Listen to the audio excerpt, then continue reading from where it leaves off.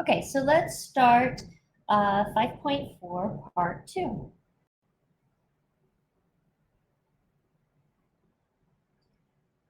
Now, in part 1, we talked about for the sampling distribution that we're going to adjust let me get my pen, hold on. We're going to adjust the standard deviation. Oh my goodness, this isn't working so well. Let's do this. And we're going to take the population standard deviation and divide by the square root of n. That means for the z-score, we would have to do the same thing. So we're still going to go ahead and take our data point. We're going to subtract the mean, because the mean's going to stay the same either way. But in the denominator, we have to this time put the adjusted standard deviation. So we're going to take the standard deviation divided by the square root of the sampling size. And we are actually going to have to go ahead and do that in our calculators and put it into StatCrunch that way.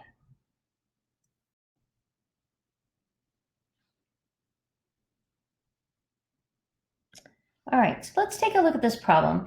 This problem has laid out some data.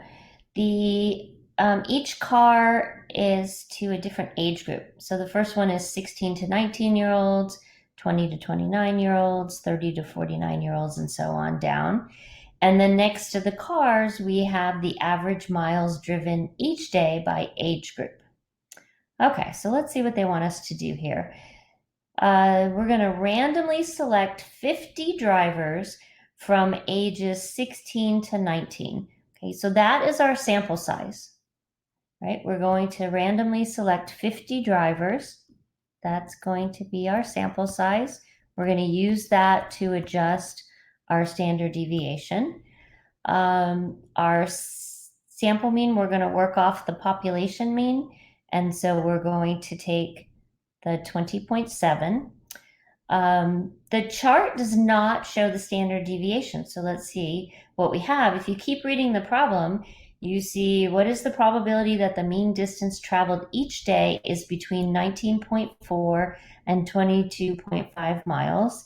Assume that sigma is equal to 6.5. That's over here in the problem. And so that's why I put it right here. So that's great, that's sigma, but we need to adjust sigma for the sampling distribution. So we're going to go ahead and take that 6.5 and divide by the square root of 50. That's because that's our sample size. And when we do that, we get 0.92. Okay, now we're going to set up, now that we have those two, we're going to set up StatCrunch in the normal calculator just like we've already done. The problem asked us to find the probability that the mean distance traveled each day is between 19.4 and 22.5. All right, so we're going to put all of that into StatCrunch. I magically put the answer right here, but I got it from StatCrunch, so let's take a look.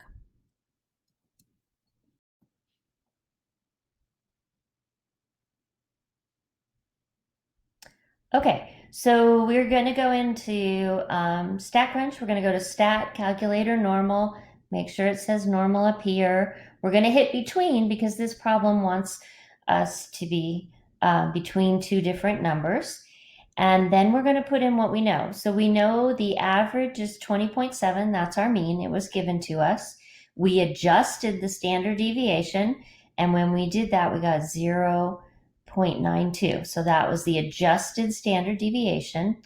Then the question asked us to look at between 19.4 and 22.5.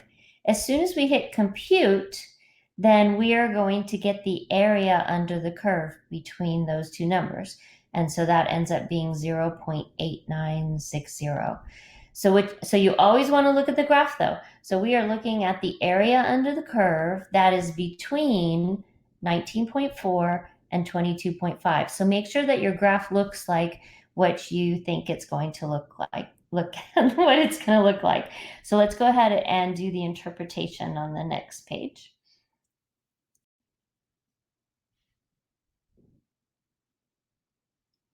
So this page is showing us how you would do it if you didn't have StatCrunch. We are not going to do that. You would have to find the z-scores, then you would go into the table and you'd have to find the different scores and subtract them. We're not going to do that. We're going to use StatCrunch. But I wanted to show you this because I wanted you to see the two graphs and the interpretation. So you can see on the graph that you've got between the 19.4 and the 22.5. And because we adjusted the standard deviation, notice it's a more narrow curve than what we've been seeing. And that's because as soon as we adjusted the standard deviation, it became smaller, and therefore our data is not as varied. Okay, and so the interpretation after all of that is that of all samples of 50 drivers ages 16 to 19, about 90%, we got that from the 0.8957, about 90% will drive a mean distance each day between 19.4 and 22.5 miles. Okay, let's keep going. Okay, so with these problems, I'm really just showing you how to get them set up, and then StatCrunch is going to do all of the work. So with this one, it says the mean room and board expense per year at a four-year college is $10,453. So that is right here. That's my mean. You randomly select 9 four-year colleges. So that would be my sample size. That's right here. N equals 9. What is the probability that the mean room and board is less than 10,750? So I want the probability, I wrote it down here, the probability that the mean room and board is less than 10,750. So we have to do a little bit of work though. We have our sample size, we have our mean, we have our standard deviation, but we need to adjust that. So the population standard deviation is 1,650. That was written right here in the problem, but we need to adjust. So we're going to take the 1,650 and divide by the square root of the sample size. When we do that, we get 550. This is the standard deviation we're going to use in StatCrunch. All right, let's look at the next slide.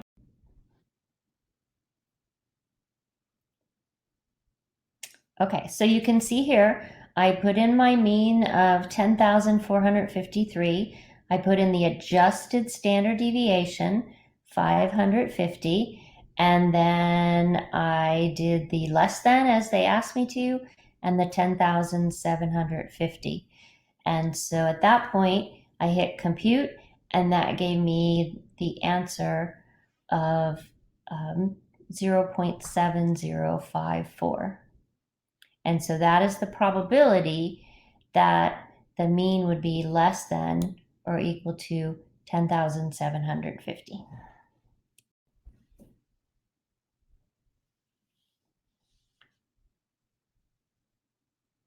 Okay, so the tricky part in section 5.4 is knowing whether you have to adjust the standard deviation or not.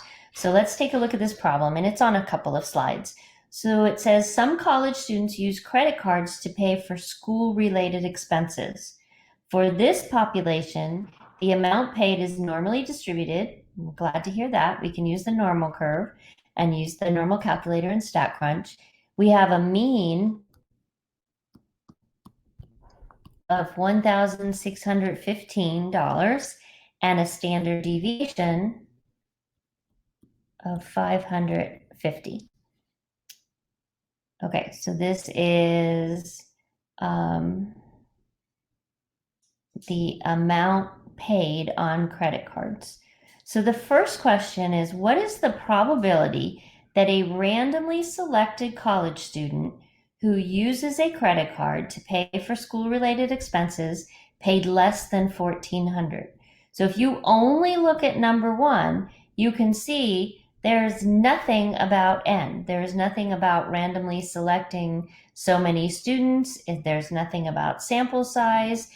And so we're going to do one just like we've been doing in the other sections in chapter 5. We are not going to adjust the standard deviation. We're going to stick with the 550. Now, number 2 is different. Number 2, it says you randomly select 25 college students who use credit cards to pay for school-related expenses. What is the probability that their mean amount paid is less than 1,400? So the question looks the same, but this time we have an N. And so since we have an N, we are going to have to adjust the standard deviation. And so we're going to have to take 550 divided by the square root of 25, which is going to give us 110. So I'll show you that on the next slides. But what's important is because of this randomly selecting 25 college students, that gives us an N, and then we're going to have to adjust our standard deviation. So let's look at part 1 in the next slide.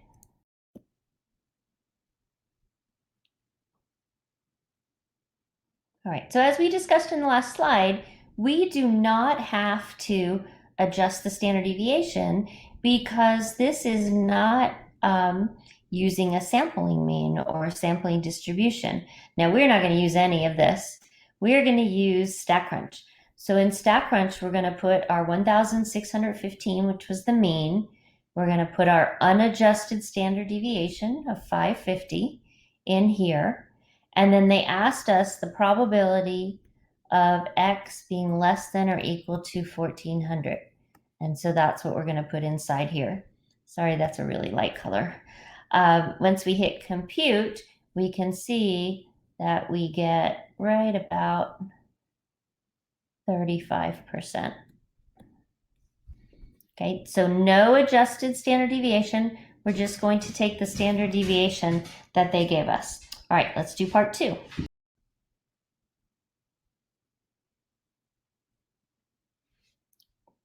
Okay, so before we do part 2, we have to adjust our standard deviation.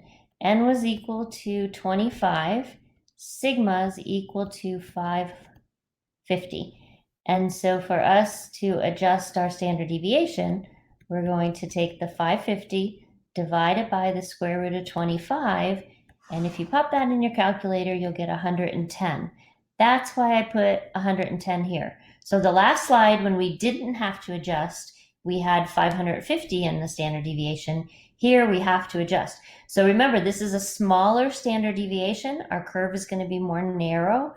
But we're going to keep the same mean. We're not going to adjust the mean. And then the probability is still the same. But this time we're looking at the mean. So we want the mean is less than or equal to 1,400. And notice we get a much smaller percent. And that's because we have a smaller standard deviation. So instead of getting in the 30s, we have 0.0253. Okay, so let's look at the interpretation of those two.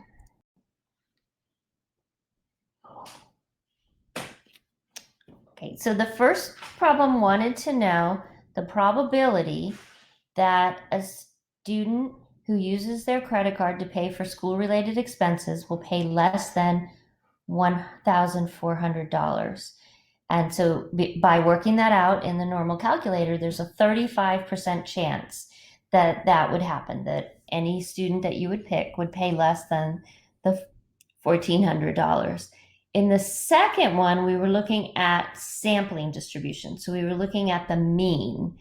And so we get a much smaller number, and it says there's only about 3% chance that the mean amount a sample of 25 college students will pay is less than the $1,400.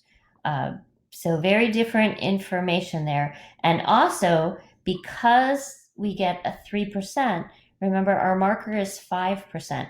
And so since it's at 3%, this is going to be an unusual event, meaning that they're probably paying a lot more on their credit card.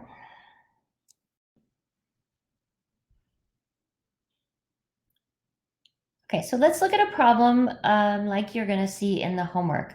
So this one literally tells me a population has a mean of 1,000, or excuse me, 155, and a standard deviation of 20. Then it says, find the mean and the standard deviation of the sampling distribution of sample means with sample size n equals 48. All right. So we have everything we need. We have the population mean, we have the population standard deviation, and we have the sample size. The first thing they're going to ask us for is the mean for the sample means, and it's going to be the same as the population. So that's going to be 155. But for the sample standard deviation, we are going to have to adjust. And therefore, we're going to have to take the population standard deviation of 20 and divide by the square root of the sample size. The sample size is 48. And when I do that, I get 2.887. So all they're asking for in this problem is the mean and the standard deviation. You just have to decide if you have to adjust the standard deviation.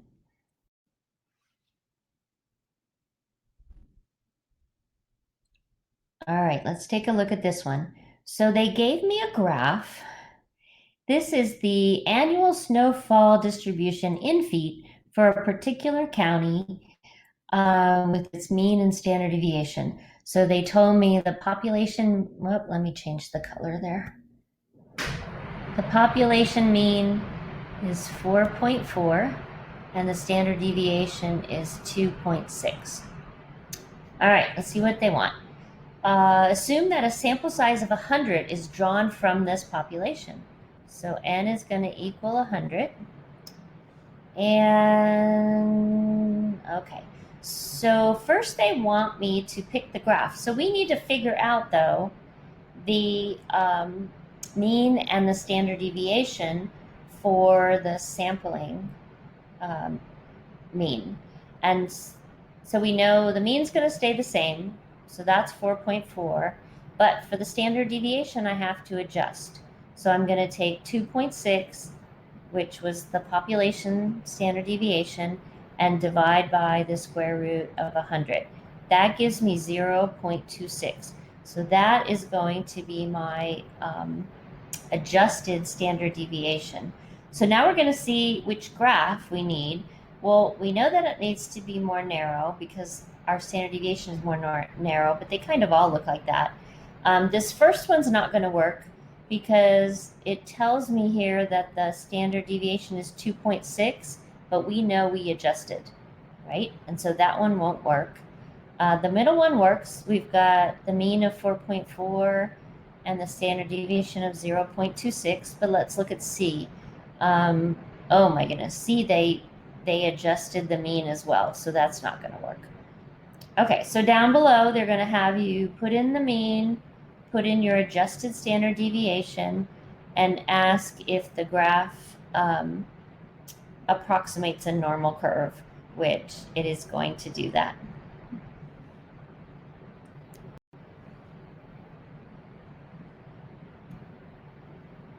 All right, so this problem says that I have a sample of 70, so n equals 70.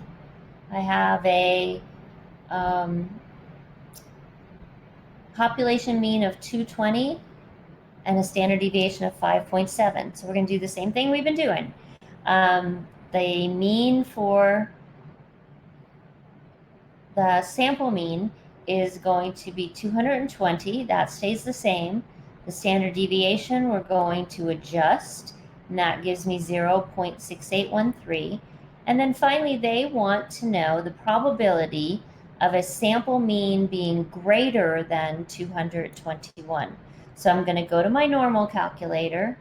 Let's see, I can do that because my sample size is greater than 30. So I'm going to put in my mean of 220, my adjusted standard deviation of 0.6813, I'm going to put in a greater than sign and the 220, and then I'm going to go ahead and hit compute, and I'll see that there is about a 7% chance that the mean is going to be greater than or equal to 221. And so my answer up here is going to be 0.0711. And as always, check your graph, see what's going on, make sure that you have greater than 221.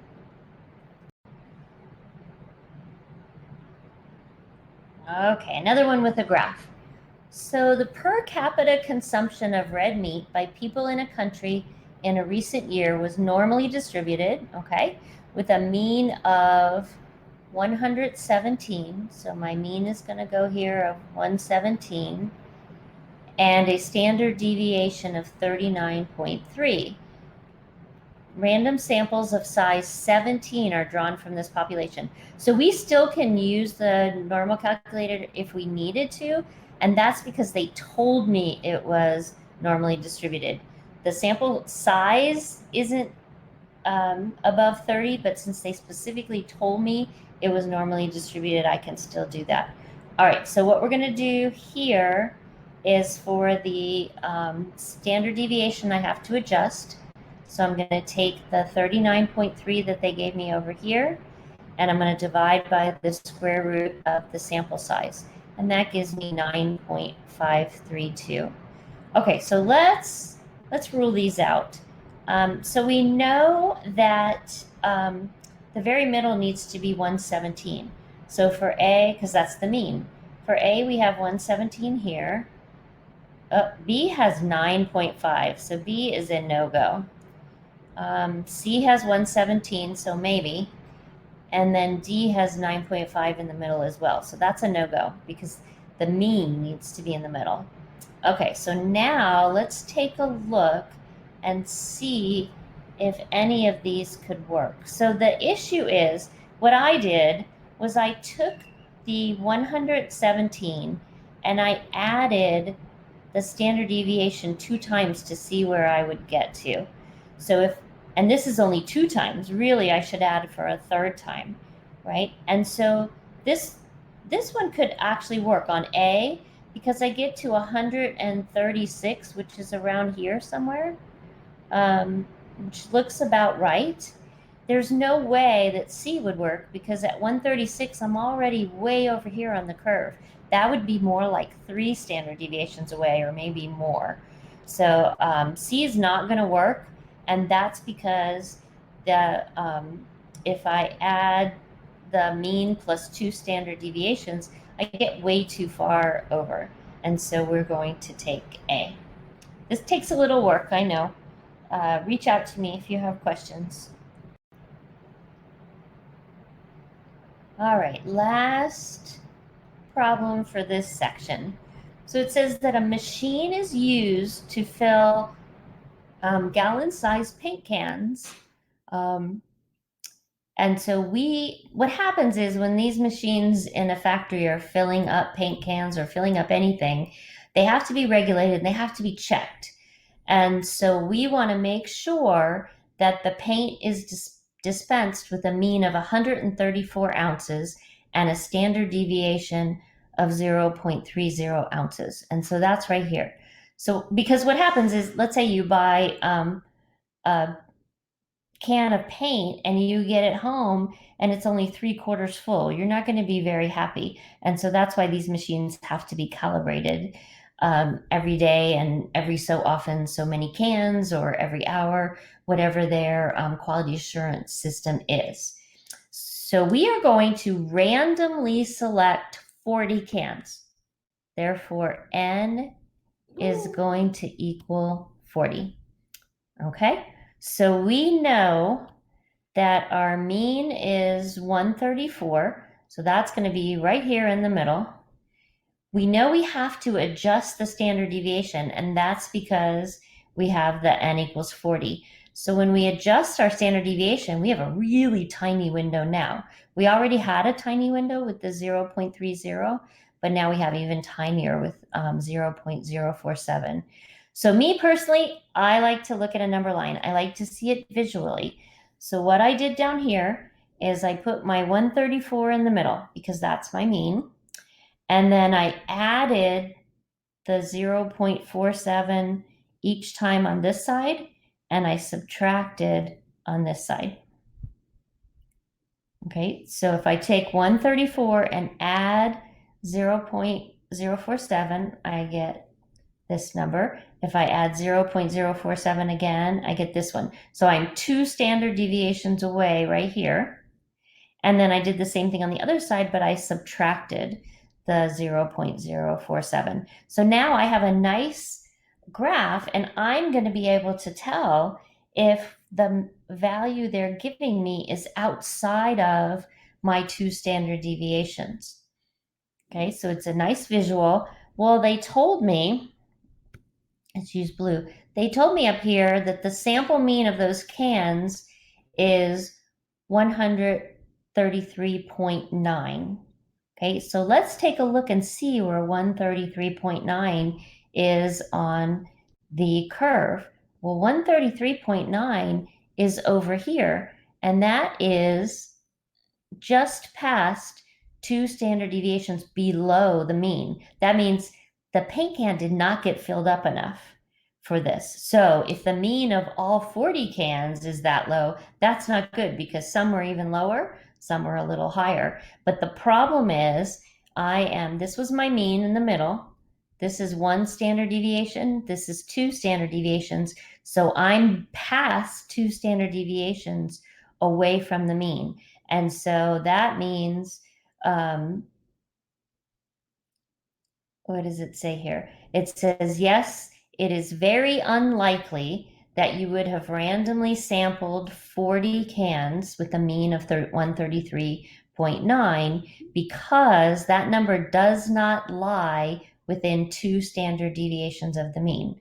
Okay, and so at this point it would need to be reset. So yes, it needs to be reset, and that's because it's very unlikely. It's unusual, right, that it would be outside. Now, I don't like that wording with very because it makes it sound like very unusual, which is 3 standard deviations away, but we're going to go with it here. Our only choices were likely and very, I think likely and very unlikely. And so we're going to stick with that. All right, that's enough for 5.4. Go practice some and let me know if you have questions.